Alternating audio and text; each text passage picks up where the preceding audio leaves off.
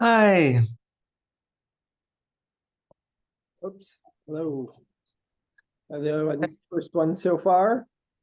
Yeah, yeah. Well, maybe we'll hang tight for another couple minutes. I'm happy to share what I've prepared with you also. If Hi.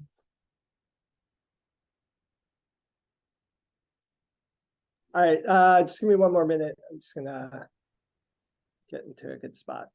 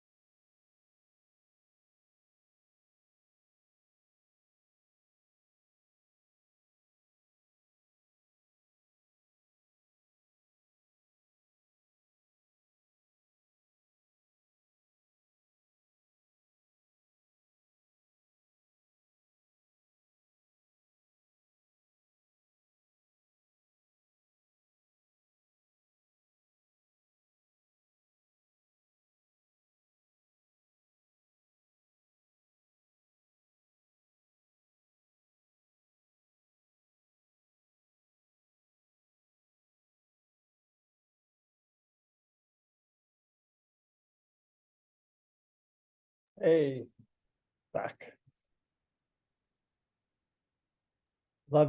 So I missed the first one. Just Yeah. So not sure what the theme is.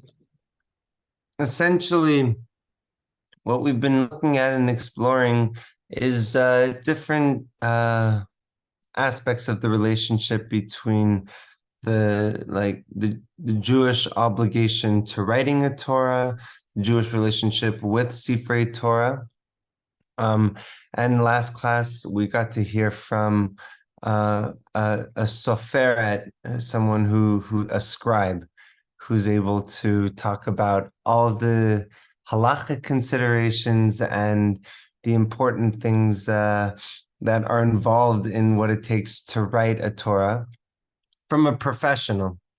And today, what we're going to be looking at is that obligation or like that role, societal role that's designated to the scribe is actually a mitzvah that extends beyond the individual, the specialized individual, and a mitzvah that is commanded for everyone to participate in. So I'm going to share screen here. Great. And let's dive in. Also, so what we did, we do in the class, we did a little bit of learning. And in the second half of the class, we like gathered together some lyrics. And over the course of the three classes, I'm going to be gathering up lyrics in order to create a song that's composed in those lyrics.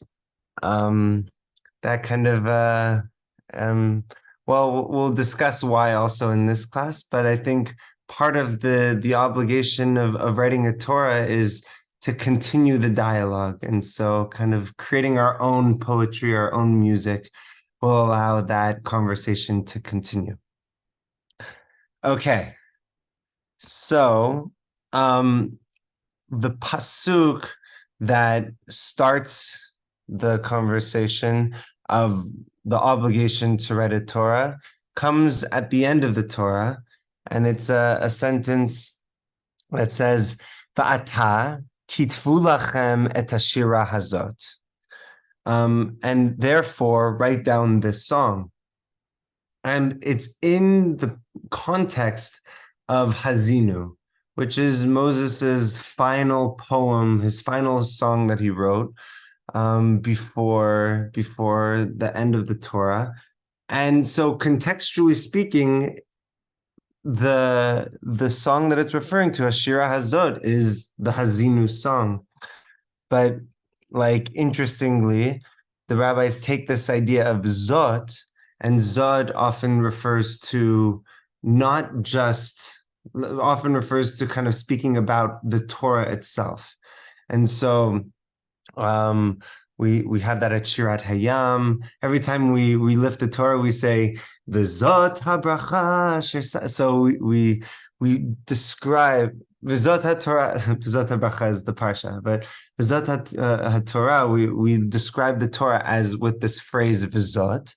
And then also just kind of like it's the end, it's the bookend of the Torah. So you can be referring backwards to what like directly preceded it, or you can go all the way back and say, everyone, kitvu va'ata kitvu lachem, you should all write for yourself this song, and thinking about the Torah itself as a long song or a long poem is just such beautiful imagery. And את השירה הזאת, ולימדה את בני ישראל שימה בפיהם, למען תהיה לי השירה הזאת, לעד בבני ישראל. And teach it to the people. So it's not just an obligation of writing it. The obligation of writing the Torah comes from this pasuk, but what we're going to start to see in the interpretations of it actually is that it's the obligation of writing the Torah doesn't stop at just the letters and just the scribal work. And not only is it enough to teach it, but to put it in your mouth, to actually engage with it, to create this environment where we have at the heart of our communities Sefer Torahs. So let's look into your idea. The Tur is the father of the Shulchan Aruch, and he wrote the book that inspired the Yosef Karo to kind of bring together all of halacha in an organized way. And they bring it out through this pasuk. Do you want to read this one? Should I do in Hebrew? Okay. Do it in English. Okay. If you want, you could also, I like the bolded, you can kind of like read it, only the bolded, or you can read the full thing if you want. My master, my father, the Rosh of blessed memory, wrote that this was written only for the earlier generations who would write a Torah scroll and learn from it. But nowadays, when we write a Torah scroll and place it in the synagogue to read from it publicly, it is a positive mitzvah incumbent on all Jews who have the means to do so, to write volumes of the Torah and Mishnah and Gemara and their commentaries, and to read from them, him and his sons. For the mitzvah of writing a Torah is in order to learn from it, as it says, and teach it to the people of Israel, place it in their mouths. So really powerfully, he like takes the pasuk. The pasuk says the commandment of kitvu lachem. You have to write it, and says, but read the rest of the sentence. It's not just enough to just do letter by letter. And so all of the interpretation, all of that is kind of embodied in this same mitzvah. It's not just enough to write letter by letter, but engaging in it, studying Talmud, coming up with commentaries that go beyond that. And like over millennia, our commentaries grow because we don't even talk about like necessarily the parsha. We're talking about Rashi's interpretation on the parsha and then the interpretation of the interpretation of the interpretation. And that dialogue keeps the text alive and relevant and exciting. Like at its heart, it's a conversation that kind of allows for like a perpetuation of it, because if you just say like write it, that's the bare minimum. Then once you do that, you're done and you have no interaction with it. One level further, think about what it means, and then as that chain continues, the the conversation flows with us in each generation. You were saying Yeah, something? I mean, that's so the Sima, the Peham, the putting it in their mouths seems like the third final thing. Yeah, yeah. Yeah, exactly. Because really there are this process of like limada, like learn it and learn it and learn it, which is you can learn it, but that's not necessarily gonna produce anything novel. Like if it's on your tongue, if it's really something that's kind of that you're thinking about, that's like taking it from the text and bringing it like literally like absorbing it into your being. The learn like learning is what will allow it to continue to be transmitted, but will it be transmitted with love? Will it be really received? That can only happen if we do more than just transcribe it, more than just learn it, but really try and make it our own and find ourselves inside of that conversation. So the Mishnah Torah is the Rambam, and the Rambam had a very interesting additional thought to think about, and so I'll read. It's a positive commandment on every Jewish man. And that's just the internal. It's important to note every time we come across any patriarchy. But anyway, Jewish man to write a Torah scroll for himself, as it says, write for yourself this song. This is to say, write for yourself a Torah, which has in it this song. So this is where it expands, because one does not write the Torah only in segments. Even if one's ancestors left him a Torah scroll, it's a mitzvah to write one for himself. If he wrote it by his own hand, it is as if he received it from Mount Sinai. One who connects a Torah scroll, even a single letter, it is as if he wrote all of it. And this final part that's so powerful, two aspects of this. One is the positive commandment of it, the act, the that you're not able to be passive. You can't just passively receive the Torah, but you're commanded to like put yourself in this conversation, have skin in the game. And um uh I took out a source because my sister had mentioned it last time, so like I felt like we covered it, but kind of expanding beyond this from this last line about it, that every single letter. So really, all it takes for someone to fulfill this commandment, um, we were talking about how it's the bare minimum is to write, but to write a Torah actually takes a ton of energy to write, and it takes a ton of skill that not Mhm. every, and it takes a ton of resources, and it's expensive. So how are we able to fulfill this? Well, if you hold the hand of someone writing just one letter, you fulfill, like at one point in your life, you fulfilled this mitzvah, and you just have to do it once and find an opportunity. And it's really exciting to be part of that opportunity of but all it takes to fulfill this mitzvah is just writing one letter.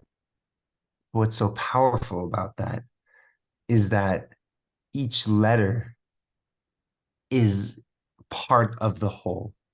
Each letter um carries within it the power that you have aligned yourself in this conversation, in this dialogue, in this chain of history by writing a letter. by just each letter. And the Zohar says that there are 600,000 letters of the Torah. So here it says, when they're saying it's as if he received it from Mount Sinai, there's 600,000 letters in the Torah paralleling the 600,000 individuals that received the Torah, that each letter represents an entire person, that our ability to connect to just on the detailed scale allows us to find our position among the 600,000 that received the Torah. And just like think about that idea of the kind of the two directions that we went between, and the differences between the Torah and the Mishnah Torah, of kind of the expansiveness of it, that the way that you keep it vital is to continually find new interpretations and new voices, and like almost the halachic desire of Mishnah Torah and the Torah itself are these compositions that try and squeeze and create order among the whole Torah, like taking all of it and finding a way to synthesize it. There's also this kind of I'm feeling. sorry, are you saying both of the two passages are both coming from that idea of like synthesizing and creating the order, or more so Mishnah Torah? I think more the tour is like come up with interpretations and come up with like meaning and find opportunities for that. Oh no, sorry. The Mishnah Torah is saying of like each kind of like that one letter is like kind of this condensing of this mitzvah, whereas the Torah expands the mitzvah, that kind of says it's not even enough to write a full Torah. You have to continually kind of like find an opportunity to like find new meaning and new engagement with it. Like it's an ongoing task of all of us, that we never fulfill the mitzvah. With the Mishnah Torah, in order to fulfill the mitzvah, you write one letter and you're done. With the Torah, you can't finish this mitzvah. It's like it's a mitzvah that will continually be active in our lives as long as we engage with the Torah. But that and writing like not stopping with just the Torah, but also going into Mishnah, Gemara, and right, and beyond, and the Rishonim and the Achronim, and they say after the generation of the Achronim or the Tachtonim. So like we're always finding new opportunities to kind of like expand the dialogue. But I think that there's all like what I was starting to say was that there's almost like a flip of that, where as you kind of like create your own interpretations, because it's in conversation with everything that has kind of been said before, it's finding like there is this external pressure of forcing it into like a cogency between all that preceded it, and that has a narrowing effect too. Like the fact that there's Mishnah, if we stopped at Mishnah, there would have been a lot more opportunity for interpretation, and a lot more like there would have been an infinitude of interpretations. And like if you stopped at just the Torah, there are multiple religions that like the Karaites and Christianity and Judaism, like and Islam too, like that. If you kind of just the less that's written, the more expansive opportunities there are. And so kind of as you expand this corpus of commentaries, there's this like ironic narrowing. And at the same time, by kind of like this idea of like just like on meditating on a single letter, if you're able to like pause on a single letter and still find meaning and still find an entire world to explore. And imagine what it would mean to look at another letter and that there's another world, and that like the kind of slowing down of the process and seeing how dense and full of like packed meaning there is in each letter creates this overwhelming sense of awe that like this process will never end and there's always going to be more to interpret. So I love kind of like how both of these play on both expansion and like a contained experience. And I just wanted to end with a quote from Rabbi Sachs. We were supposed to have this class 2 weeks ago, and that class was on the art side of Rabbi Sachs. So it's very beautiful that um, his input into this conversation really speaks to a lot of this. Do you want to read it? Oh, Sure. Yes. We have to write our own scroll. The point about the Torah is not that it is old, but that it is new. It is not just about the past, but about the future. It is not simply some ancient document that comes from an earlier era in the evolution of society. It speaks to us here, now, but not without our making the effort to write it again. There are two Hebrew words for an inheritance, Nachala and Yerusha or Morasha. They convey different ideas. Nachala is related to the word Nachal, meaning a river, a stream. As water flows downhill, so an inheritance flows down the generations. It happens naturally, it needs no effort on our part. A Yerusha or Morasha is different. Here, the verb is active. It means to take possession of something by a positive deed or effort. Torah is a morasha, not a nachala. We need to write it for ourselves, not merely inherit it from our ancestors. The Torah is compared to a song because, to those who appreciate music, the most beautiful choral sound is a complex harmony with many different voices singing different notes. The Torah and its myriad commentaries, its 70 faces, is a choral symphony scored for many voices.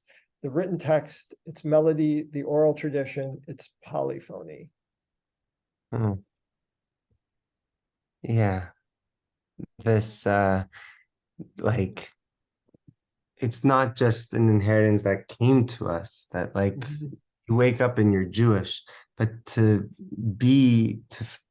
receive the Torah, it has to be a Yerusha. It has to be that you're seizing it, that we're taking it upon ourselves to create that conversation, to Yeah. actually, and that's how to actually write it. Yeah. Where is the Torah referred to as Yerusha or Morasha? Trying to Ah, other place specific places. I know both of that language is referred to for Israel Okay. in Dvarim. Um, yeah, it's a good question. I don't know. I don't know any sources that speak about it as as like an as the Torah, Mm-hmm. but it definitely. I mean, yeah, I'd love to look at kind of like probably in Kitisa there might be some passages or in Mishpatim when they're receiving the Torah that might like specify if it's a Nachala or Yerusha. Yeah. Hmm. Yeah. What do you have any thoughts?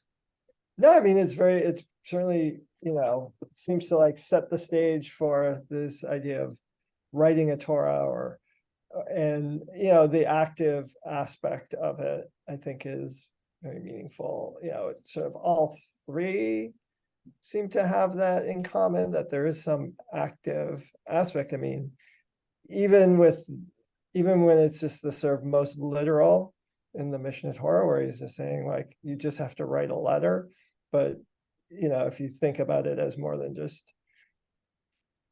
the act of writing, just the simple act of writing, but also to understand the letter and to, Mm. and the way in which in the Torah scroll, each letter has meaning, may have embellishments on it or other things which are supposed to also give it meaning. I think is, Yeah. Yeah. And there's a lot that isn't that's like read between it. What are Mhm. the vowels for the Right. words? What are the trope? Where do the sentences end? And that kind of creates this arena for the rabbis to play with that, and sometimes to say, Al tikri yeled ella yilad, and don't read it as like a Okay. boy, but rather that he gave birth to, or like Yeah. all sorts of plays on words, because there is that ambiguity. The kind of there's the more space that's given for our own creativity to be input into it, the more opportunity there is for our own minds to kind of like dance in the choreography of interpretation. Um, and like what's so beautiful also here is Rabbi Sachs one, he talks about the like that we have to write our own, and like we have to make the Torah our own and make it like by being part of it, we're taking ownership over Mhm. it. Yeah. We're not just kind of on the side. It's not a nachala, but it's really you have to. That's what it means to write a Torah, is to feel like you're. I don't know if you know the movie The Never Ending Story. Yeah. Yeah. I think so. Actually, I don't know if I ever saw it, but I'm familiar with the idea, I think. And in the movie, at one point, like it becomes this book that like becomes rarefied in the community, because the person who possesses it can start to write, like can continue, because the book never ends, can continue what's happening right now. And like that feeling of the Torah as being this never-ending story, that we on a weekly basis we read the parsha and we look around and say, this is speaking to the moment. This is Mhm. providing me with some strength to think Mhm. about what's going on in my community, what's going on in my life. Finding that ability to have this dialogue with it means that it becomes this form of like a never-ending story. It becomes Yeah. this opportunity where you can take the pen and write that next letter, write the next stanza. Yep. And Yeah. all at the end, he takes Rabbi Sachs takes this idea here that the Torah is compared to a song. That's what the sentence says. Kitvu lachem et hashira hazot. He Mhm. like he it's it the metaphor that's being placed here as a song. Um, it it means that there's this harmony that we're seeking. We're seeking songs. It's just random sounds. There isn't meaning. It's just you're just kind of finding yourself in white noise. But it also requires multiple voices and multiple perspectives, and that means that it's not just the generation, Moses's generation, but our generation is part of the harmony of all the generations. And all of us are able to kind of be part of this choral symphony that he says. Mhm. Yeah. This sounds very much like many of the other things he says, or it feels very much like in tune with how he, his Dvir Torah Yeah. is. That's beautiful. Um, can I just ask, where does the 70 faces? I've not actually part come from originally. Um, The Shivim Panim. Stephen Pine Torah. Um, I don't think. I don't know Sorry if for there's an throwing actual. new questions at you, but yeah, I No, haven't no, read yeah. I that. don't know if there's an Yeah. actual. I don't know if there's an actual pasuk. Okay, but I haven't actually heard that phrase before. The phrase itself, I did see it in the Zohar, but I feel like it's been referenced in many places. It's that uh, that it speaks about it kind of goes to the letter, and it says that every word, every letter, every unit of meaning that you can find can be interpreted like it's as if it's like um a 70 face D&D die. Like there's 70 different ways you can turn around and look at it. Okay. Um, and so, yeah, the 70 faces of the Torah refers to not like that the Torah is this monster with 70 heads, but that like each word, each unit, each letter can be interpreted in 70 different unique ways. Yeah.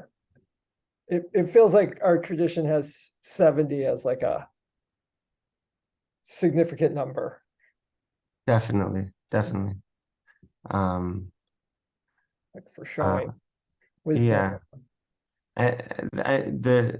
The letter for 70 is ayin. So ayin panim laTorah, they're like the eye, the eye is every individual eye, it can be a new face for the Torah. Um, do you feel inspired to write some lyrics? I don't know if that's so much me. Okay. I don't know. I feel like I'd be a little on the spot for that. Okay, okay. Yeah, I don't, no need to push it if you don't Yeah. feel inspired. But what I wanted to kind of like connect with is that like it's a song and the Mhm. Torah is actually sung. And thinking about like this project that we're doing over the course of this learning series to write lyrics is that's our new Mishnah and that's our new Gemara and that's our new interpretations. That really us making this song together over the course of these 3 sessions is writing a form of a Torah. You don't have to write a letter, you can write a song. And I think that Mhm. also is an important message for a lot of people engaging with Torah, that the ways to engage with it, there you can art. There's like an art gallery upstairs at Stanton, and like you can look at art and find Torah in it, and you can look at poetry and find and just meditating on all the different modalities of engaging in Torah. It doesn't stay stagnant in letter by letter, but there's many opportunities for engaging in it, and our own creativity can kind of be part of that cultivated process. That's beautiful. Yeah, I think that's true. Yeah, well, I'm happy that we were able to have this little charuta. Yeah, that was great. I enjoyed that a Yeah. lot too. Um, anyways, I don't know, I haven't really chatted too much with you, but so I live down with my wife Trish. If you remember, it's been a lot. We weren't able to make it to the last time you were there, but I think we were there in is it October? Last time you were there. I think so. Or Was yeah, yeah, somewhere sometime in October. Yeah, for Noach. Yes, yeah. Yeah. So, or maybe it was after that. I don't remember. But yeah, and we have our 2 kids down here. Noam and Annabelle, they're both in high school now. Both high Well, schools. So yeah, we've enjoyed coming and being part of the synagogue. I mean, my wife and I have been coming to Stanton Street for a very long time. off and on. And we would also go often to Town and Village Synagogue. You know that one up on 14th Street. Yeah.